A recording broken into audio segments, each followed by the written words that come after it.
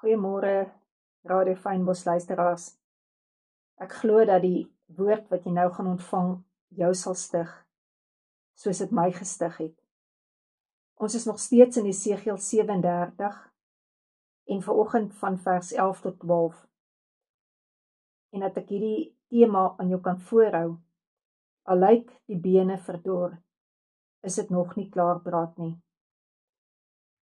Toe sê God vir my, mensekind, hierdie bene is die hele huis van Israel. Kyk, hulle sê, ons bene is verdor, ons verwagting is verlore, dis klaar met ons. Daarom profeteer en sê aan hulle, so spreek die Here, Here, ek sal julle grafte oopmaak, om julle uit julle grafte uit te laat opkom, en ek sal julle bring in die land van Israel. Nou, waar Esegiel daar gestaan het God vir hom eintlik presies gewys wat in Israel se hart aangaan, hoe die volk van Israel voel.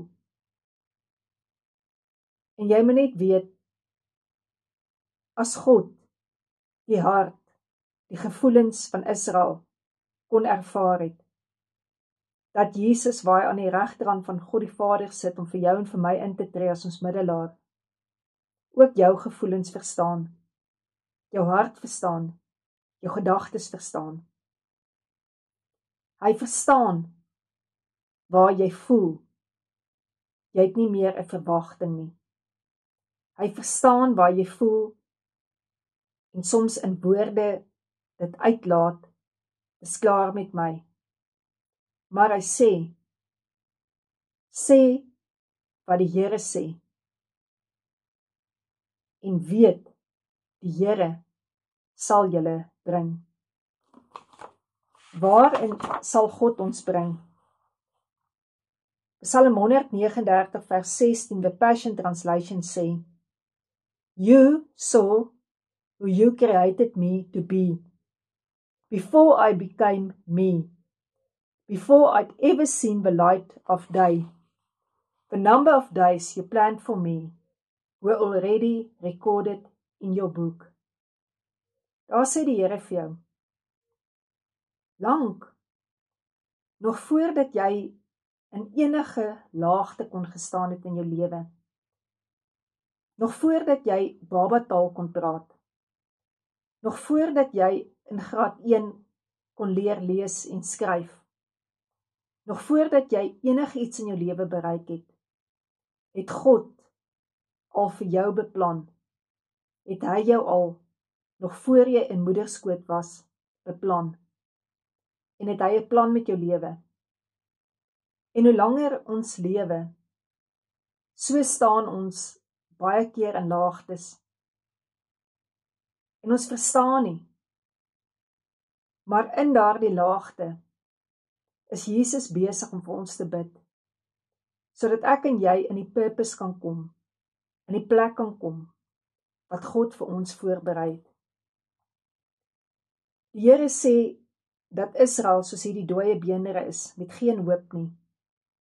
Maar hy sê, God sal hulle uit die gevangenis uit wegvoer, en dan sal dit wees asof hulle uit die dood uit opstaan. Hy sal hulle terugbring na hulle land toe. Hoekom sal hy dit doen? Sodat almal sal weet, hy is die Here.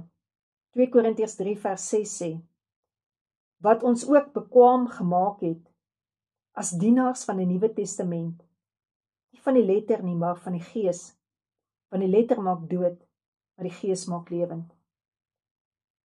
Wat daardeur bedoel is, as jy in die wet vasgevang is, dan leef jy in godsdiens, want die woord van God is nie net 'n klomp moets en moenies nie, maar dit is 'n vrymaking deur sy Gees, om te weet, liefde maak vry, en dat ons eintlik besig moet wees, om God se belofte aan ons te leef.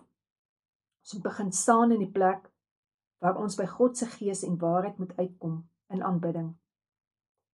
Ons moet skuif, van godsdiens af, na 'n verhouding, met God die Vader, met Jesus Christus, en die Heilige Gees. Matteus 4 vers 4 sê, Die mens sal nie van brood alleen lewe nie, maar van elke woord wat deur die mond van God uitgaan. Om nie net sommige verse te wil lees nie, maar alles te lees, totdat ons sien waar sy gees die lewe in die letters raak, om in ons gees te ervaar en vas te glo, dat wat hy as my belofte gekies het, die onmoontlike in my lewe sal waar word. Neem nou communion vanoggend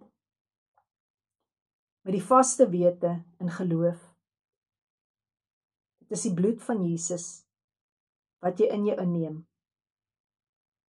Dit is die lewe van Jesus wat jy in jou inneem. En weet dan dat die Gees lewend maak. Sien in jou geestesoog hoe elke klad op jou naam, hoe elke aantuiging op jou naam wat Satan geskryf het, uitgewis word deur die bloed van Jesus. Sien hoe Jesus se bloed vir jou die bladsy skoon was, sodat jy weer kan glo vanoggend, maar die Here is nie met jou klaar nie. En dat jy moet weet, elke tree wat jy gee, is nader, dat die belofte wat God oor jou het, in vervulling gaan. Dat jy in geloof vanoggend die liggaam van Jesus Christus sal inneem. Dat jy dink waarmee jy besig is wanneer jy communion gebruik. Om werklik te besef wie se bloed en wie se liggaam jy in jou neem. Want die woord sê vir jou, jy is in hom en hy is in jou. Daarom kan jy vra net wat sy wil is. Jy kan dit profeteer en hy sal dit vir jou gee. Amen.